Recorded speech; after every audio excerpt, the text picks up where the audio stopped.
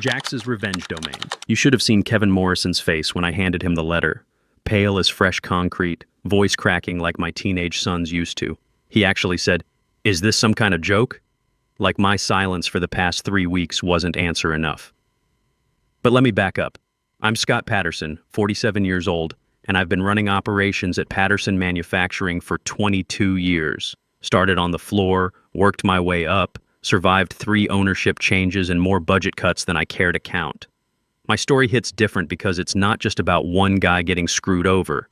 It's about what happens when loyalty meets indifference, and experience gets tossed aside like yesterday's production reports. The conference room still smelled like burnt coffee and industrial carpet when I clicked to my final slide. Project complete, cost savings locked in at $3.2 million annually, production efficiency up 35%, every milestone hit ahead of schedule. I looked around the table like I always did. Half awake, directors nursing their coffee, 2 VP types scrolling phones, and Kevin, our CEO, holding court like some kind of manufacturing emperor. He didn't even touch the printed presentation I'd prepared, just nodded once, mumbled something about good momentum, and moved straight to quarterly forecasts. No questions, no comments, no well done, Scott. Just a casual great team effort. Let's keep the energy high. Team effort, right. For anyone keeping score, this is what corporate gaslighting looks like when it wears a polo shirt and khakis. 18 months I'd owned that efficiency overhaul. Supply chain rebuild, vendor consolidation, 2 failing production lines held together with overtime pay and my weekends. I ran point on the automotive contract renewals while training 3 new supervisors and documenting every broken process the previous guy left behind. When equipment broke down, I fixed it. When clients threatened to pull contracts, I calmed them down. When the numbers didn't add up, I made them work myself. And now my name wasn't even in the executive summary. I checked the handout afterward in the men's room. They listed the project team as a bullet point under operational improvements. I wasn't even that. After the meeting, I passed Kevin in the hallway. He didn't make eye contact, just said, "Let's circle up next quarter." "Yeah, sure." And kept walking like I was a calendar reminder he'd already snoozed twice. I didn't answer because the file was already saved on my desktop. Final notice reviewed by legal. PDF. Dated, signed, reviewed 3 times. I'd prepared it the week after he skipped our monthly one-on-one, then posted a company-wide email thanking everyone for the project's success, mentioning every department head except mine. I didn't need revenge. I needed closure. Clean, professional, HR-compliant closure, and a workplace that actually noticed when someone saved them millions.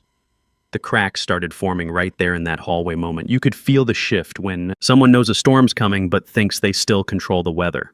They didn't know I was already talking to headhunters, already reviewing offer letters from 2 competing firms, already consulting with my attorney about non-compete clauses. They thought I'd do what I always did, smile politely, absorb the slight, double down on work until I burned out again. But this time, I wasn't sticking around long enough to become a cautionary tale for the next guy. And the best part, they never saw it coming. I gave them 3 full weeks, 21 business days, counting the Friday when Kevin left early for his executive retreat that somehow involved bourbon and a golf cart accident. Every day I waited for the calendar ping, the email, the coffee invitation, anything to signal that leadership saw the work I'd done, understood the weight I'd carried, and had plans to acknowledge it. Instead, I got nods. Professional nods like you give the guy who delivers your mail. On day 15, I checked my pay stub. No adjustment, no bonus, not even a spot award, just the same number next to my name like nothing happened. Like I hadn't just pulled off a 0-defect efficiency project 2 quarters ahead of schedule. Like I hadn't saved 2 major automotive accounts from walking with a single weekend call that lasted longer than Kevin's attention span. The factory floor started feeling different. Conversation shifted when I walked past. Not because I was being talked about, but because I wasn't. That's the part they don't tell you about workplace invisibility. It doesn't always feel like exile. Sometimes it feels like being absorbed into the machinery. By the 3rd Monday, I walked over to Susan Morrison, Kevin's assistant, and asked the question that had been eating at me for weeks. "Any word on the post-project promotion timeline?" She barely looked up from her computer. "He said he'll circle back next quarter." Next quarter? As in 3 months from now? As in after the next product launch I wouldn't be leading? As in, we're hoping you quietly give up? I nodded, said thanks like a good soldier, walked back to my office. Then I opened the folder titled When They Don't. Inside was the PDF. I'd written it the night I pulled the final cost reports off the shared drive. No emotion, no anger, just resignation dressed up as professional courtesy. Dear Kevin, I want to thank you for the opportunities I've had over the past 22 years. All very clean, all very proper. HR would need a magnifying glass to find anything unprofessional. But then, just above my signature, I added a line I hadn't included before. Good luck with the next efficiency initiative. I read it 3 times, smiled once, then hit print. There's a stillness people talk about after major decisions. That's what it felt like. Not a storm, not drama, just silence finally making sense. I wasn't quitting out of anger.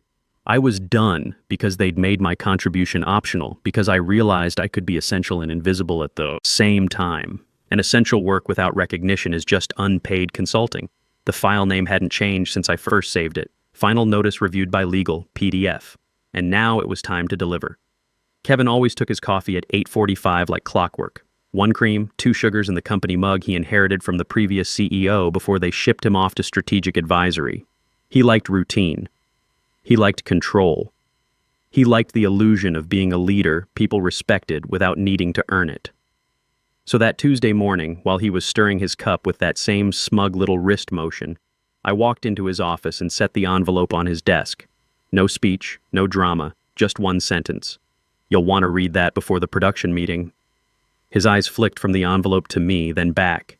He squinted like I'd just handed him a court summons. I didn't wait. I turned around, walked out of his office, and let the silence follow me down the hallway like a shadow I no longer needed to carry. The door clicked behind me. A beat. Then, wait, is this some kind of joke? There it was. The crack in the performance. His voice was loud enough to bounce off the glass partition walls. I didn't stop, didn't flinch, just kept walking past the intern pretending not to eavesdrop, past the HR manager whose eyes briefly met mine.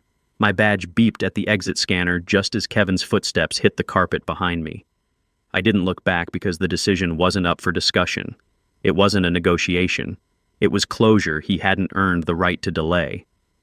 In my truck, I checked my phone to make sure the copy I'd emailed HR had gone through. It had. Subject: Formal notice. Scott Patterson. Attachment: Final notice reviewed by legal. PDF. And inside that file, in the final paragraph, right after thanking the team for the learning opportunities, sat a line that would make Kevin's day spiral into chaos. Per company policy, I will not be transitioning institutional knowledge beyond standard 2-week notice. All work is documented. I didn't owe them more than that. I'd already stayed late when no one asked, already trained supervisors while my own title stayed frozen, already fixed what others broke without credit or compensation. Now they'd get exactly what they gave, the minimum required. As I pulled out of the parking lot, I heard my phone buzzing with missed calls. Too late. They thought I'd be grateful for crumbs, loyal despite neglect, patient until the next budget cycle. They forgot who built the systems they were standing on, and they were about to find out what happens when the foundation walks away. By Thursday, they were already scrambling. I got the first text at 9:15 a.m. from someone on the production team. Hey Scott, do you happen to have the latest vendor contact spreadsheet? Something's missing in the shared folder. 5 minutes later. Also, what's the correct sequence for the line changeover? The documentation seems incomplete. I didn't respond. My phone was still getting notifications, but only because I hadn't bothered disabling them yet. I watched them pile up like digital panic signals. 35 unread messages in less than 2 hours. The irony? Most of these people hadn't contacted me directly in months. But now, with Kevin spinning in his executive chair like a suburban dad trying to fix a printer during the playoffs, I'd suddenly become essential again. Too late. They tried replicating my efficiency protocols using a year-old training manual someone found in the archives. It was obsolete before it was printed. The vendor matrix they used still referenced suppliers I'd replaced 8 months ago. The cost tracking system, which I'd custom built with 3 approval tiers and automated reporting, didn't function properly because, surprise, someone had removed my system access on Monday. So now they had beautiful spreadsheets with no actual data underneath.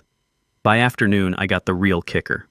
A screenshot from Ryan Foster, the junior supervisor I'd been mentoring. It was from the production team chat. One of the new guys had posted, "Does anyone know where the maintenance schedule actually lives? Manual says folder M7, but I can't find access."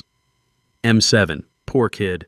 M7 was shorthand for Morrison's seventh mistake, my private joke after spending a weekend untangling a mess Kevin's previous efficiency consultant left behind before jumping to that doomed logistics startup. The folder wasn't labeled M7 anywhere. It was nested under Legacy Protocols Backup v2 in an encrypted directory I maintained locally. Of course, they couldn't find it. Of course, no one remembered, because when you're the one who always catches the falling parts, people forget gravity exists. And still, I stayed quiet. No response, no rescue. Not because I wanted them to fail, but because silence is its own kind of answer. The kind you choose when your work gets praised in private and forgotten in public. The kind that says, if you only value the engine when it stops running, you never deserve the mechanic. The COO sent a meeting invite that evening, 15 minutes to discuss transition protocols. I declined. I didn't need to discuss anything. I'd already built the systems. They were just now realizing what happens when the one person who knew how everything connected finally lets go. Friday's leadership call was already 25 minutes late when Kevin finally joined. His tie was crooked, probably from rushing, and his video kept cutting out like even Zoom didn't want to deal with him. Someone tried breaking the tension with a joke about Murphy's Law. No one laughed. The production report he screen shared looked wrong. The metrics were outdated, the efficiency ratings made no sense, and two major initiatives, the Q4 audit prep and the supplier transition, were just gone, like no one had ever told him they existed. Except I had, repeatedly, in meetings, in emails, in the presentation I'd given 3 weeks ago, the same presentation he'd glanced at once, before saying great team effort and moving to his next agenda item. Now here he was, pretending to captain the ship while waving an old map and hoping no one noticed we were already off course. Then came the moment. The COO leaned forward on the call, her voice like steel wrapped in velvet. Kevin, I'm looking at the dashboard and don't see updated efficiency metrics for the manufacturing overhaul. Where are they logged? Kevin blinked, clicked around, shifted in his chair. Should be in the project folder, he said, trying to sound casual. It wasn't. Because there was no single project folder, because that folder had lived on my encrypted local drive, updated weekly, compiled monthly, and synced to the secure server only I had maintained. A drive I'd wiped clean the moment my badge deactivated, per company protocol. I wasn't being vindictive. I was being compliant. Company policy was clear. Personally maintained systems, databases, tools, and local archives must be deleted or formally transferred prior to separation. I'd done both, thoroughly and by the book. But Kevin didn't read the book. He skimmed summaries, delegated details, and assumed the folder would magically reappear like it always had. That I would. He stammered something about following up later, tried pivoting to next quarter's projections, but the damage was done. The silence on that call wasn't polite waiting, it was decision-making silence. I wasn't there, but I heard about it within an hour. Ryan texted me, "What the hell did you leave them with? Kevin's melting down." I didn't respond. Not out of smugness, because there was nothing left to say. Nothing that hadn't already been documented, backed up, transferred properly, and signed off on. Later that night, I got a formal email from legal. "Hi Scott, just confirming you removed all personally maintained systems upon departure per company policy." I replied 10 minutes later, "Yes, per standard offboarding protocol. Let me know if you need the compliance checklist." No exclamation points, no smiley faces, just a clear record of a man who'd done his job, documented his work, and walked out before the rot could claim him too. Because silence isn't always the absence of sound. Sometimes it's proof you already said everything that mattered, loud enough the first time. Monday morning started with a system-wide alert they thought was just a glitch until every attempt to run the monthly efficiency report failed. Complete failure. The automated system stalled at 12%, production logs froze, and by 8:30 a.m. the plant manager was fielding angry calls from 3 major clients asking where their delivery confirmations were. Turns out when you gut an efficiency system built by one person and never learn how it actually works, it tends to bite back hard. Access credentials had expired over the weekend. They assumed auto-renewal because everything just worked before. But the auto-renewal wasn't automatic. It was manually triggered every Sunday night by a secure script I'd built during the supplier crisis last year. A crisis I'd worked through 3 consecutive weekends to solve, a crisis Kevin never even acknowledged. So without the renewal trigger, the whole authentication chain collapsed. Then came the real chaos. The vendor contracts, gone. Not missing, just not where they thought they'd be. because someone, probably panicking earlier that week, had reorganized the shared files without understanding what half of them did. I'd labeled everything clearly, but when you think the organization fairy will handle your thinking, even a folder called Do Not Move Vendor Masters feels optional. And then, as if the system wanted to make a point, the automated efficiency tracking ran its scheduled weekend update. It crashed spectacularly because the script still referenced my user credentials, the ones I'd decommissioned the moment my resignation became effective. Help desk tickets flooded in by 9:45, internal, external, cross-departmental. Even the plant manager called Kevin directly, asking if the entire production tracking system was compromised. Kevin, naturally, tried to override everything manually. That's when he met the security wall I'd built with my own hands. The override command failed. The system returned one beautiful, brutal message: User S. Patterson terminated. Administrative reset required. It sat there on his screen like a ghost of every time they'd taken my work for granted. Administrative reset had been my idea, something I'd fought to implement after a contractor nearly deleted live production data with a careless command. I'd warned them that bypassing security protocols wasn't just risky, it was negligent. Kevin had called it overkill, approved it anyway because the insurance company liked how I'd explained it during the safety audit. Now he was locked out of his own system by a security protocol he'd never understood, built by a man he'd forgotten to acknowledge. And I wasn't there to watch it burn. Did I celebrate? No. I poured my coffee, sat on my back deck, watched the morning fog roll over the neighborhood. Somewhere in that factory, people were panicking. Executives were dialing in from vacation. Engineers were trying to reverse engineer systems built from 22 years of experience and weekend problem solving. All I could think was, that's the sound of consequences echoing through a building that used to ignore my voice. No anger, no revenge. Just engineering doing what it was designed to do, protect itself from carelessness, even if that meant protecting it from them. Tuesday morning brought a call from a number I didn't recognize, but I knew who it was. HR. Her tone was careful, almost apologetic, like she'd drawn the short straw pulling my file. Hi, Scott. Kevin would like to speak with you. He's hoping you'd consider returning temporarily just to help smooth the transition. I smiled into my coffee. I appreciate the call, I said, but I already transitioned everything that was mine to transition. It's all documented. She cleared her throat. He's hoping for some hands-on guidance, maybe just a week or two. Of course he was, because now the factory was bleeding and the Band-Aids weren't holding. Because they'd realized team effort doesn't mean much when no one on the team knows where the wires connect. Because suddenly the man whose name they'd forgotten to include in the summary was the only one who could explain how not to sink the ship. I'm not available for that, I said. I left cleanly, on time, and by the book. There was a pause. Would you consider a consulting arrangement? A few hours later, Kevin himself called. His voice was too upbeat, like a salesman who knows he's already lost. Hey Scott, glad we could connect.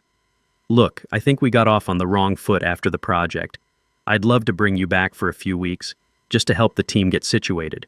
I can offer you a 25% bump. I didn't say anything. He filled the silence. Okay, 40% and a director title. Fully remote, you'd be back in the system this afternoon. I let the offer hang there, then answered flatly. Kevin, this was never about money. Silence. You missed the moment, I continued. Not the payout, the moment. He tried pivoting. Talked about rebuilding trust, valuable contributions, long-term vision. That's when I cut in. You remember the efficiency documentation? I asked. Of course. It was in the shared system I transferred to you 4 weeks ago. You removed my access the same day I submitted notice. So the vendor protocols, the maintenance schedules, the cost tracking algorithms, they're all in that system. Another pause, longer this time. What I heard in his silence wasn't anger. It was the hollow realization that the collapse wasn't accidental. It was structural, built on his choices. I see, he finally said. I didn't offer to fix anything, didn't offer to help. I didn't owe him anything. I'd done everything right, given notice, documented processes, filed clean reports, removed personal systems, flagged risks, even offered transition support before I left. And they'd still chosen to make me invisible. Now they were choking on the consequences of their own blindness and hoping I'd be sentimental enough to save them from it. But I wasn't sentimental. I was free. And Kevin was learning the hard way what happens when the man who kept the machine running decides he's no longer interested in maintaining parts that never gave him credit. Clean refusal. No second chances, and no consulting rate for ego repair. I could have left them to completely self-destruct, let them figure it out with Google searches and outdated manuals. But I didn't. Not because I owed them anything, but because Ryan Foster deserved better. Ryan had been my shadow for 2 years, came in straight from community college, green as summer grass but twice as eager. He asked the right questions, stayed late to understand how I built maintenance, schedules, took notes, like he knew every detail might matter someday. I'd taught him more than any supervisor manual covered. How to build systems quietly. How to defend your work without sounding defensive. How to document for a future you might not be part of. When the dust settled after my exit, he was the only name I gave them. I knew they'd call him. I also knew Ryan wouldn't just say yes. Before he accepted their offer, he texted me the draft contract they'd proposed. "Looks standard," I told him. "Too much responsibility, too little authority." He called that night. "They want me as interim operations manager, 6-month contract. Kevin says he's open to negotiating terms." So I coached him, told him exactly what to demand. Fixed-term contract, no extension clause unless he initiated. Signature authority on vendor decisions, dual access on all critical systems, performance metrics tied to his recommendations, not inherited problems, and a clause guaranteeing full attribution in any published results. Yes, even the fine print. He rewrote their offer from scratch and slid it back across their conference table like a man who knew his worth. They signed it the next day. Just like that, Ryan walked into that building, not as a desperate replacement, but as the only person who could untangle the mess Kevin pretended didn't exist. On his first day, he texted me, "You mind if I use your maintenance template?" I replied, "Use everything, just put your name on it." He wrote back, "What should I call the new system?" "Yours," I told him. I only gave him one piece of real advice after that. Never wait for recognition. Build your leverage, then use it when it matters. Otherwise, they'll keep you in the background until they need someone to blame. He got it. Ryan wasn't going to make the same mistake I did, assuming loyalty would be repaid or that leadership would eventually notice the person holding everything together. The irony? Kevin now sits in on the production meetings Ryan leads, shows up with his camera off, mic muted, pretending to contribute while Ryan does what I used to do, only this time with actual decision-making authority. Ryan told me Kevin hasn't interrupted a meeting once, not since the day Ryan opened with, "We'll be using Patterson protocols as the baseline until further notice."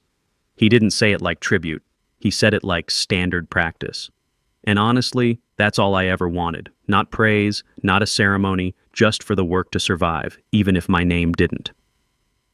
A month after everything settled, I got a LinkedIn message, middle of a Wednesday, the kind of quiet afternoon when you don't expect anything interesting.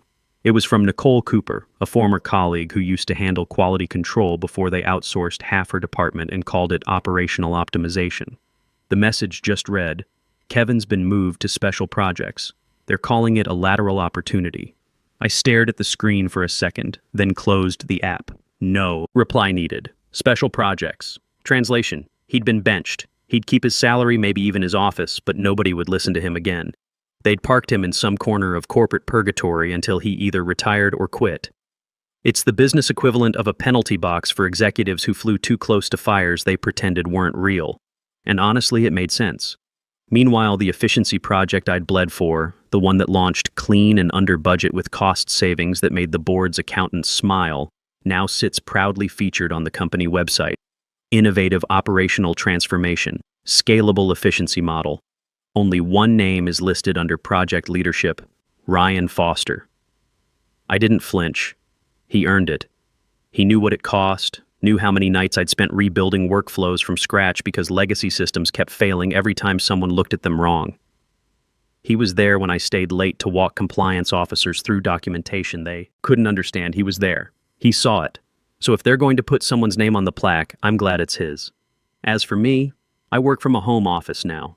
Mostly freelance operations consulting, some efficiency audits, a few system designs for mid-size manufacturers that still remember how to say thank you without needing a board resolution. No office politics, no frantic badge swipes, no pretending to care about Kevin's weekend fishing stories with his college buddies. Just real work, real respect, real compensation. I track my hours, send my invoices, get paid, move on. Sometimes I still think about that moment I printed the resignation letter, how it felt in my hands. Final, clean, weightless. I didn't need applause, didn't need a corner office or a title that sounded important at dinner parties. I just needed a moment when the choice was mine. Because when that moment passed, so did I. These days, I wake up when I want to, work with people who value what I bring to the table.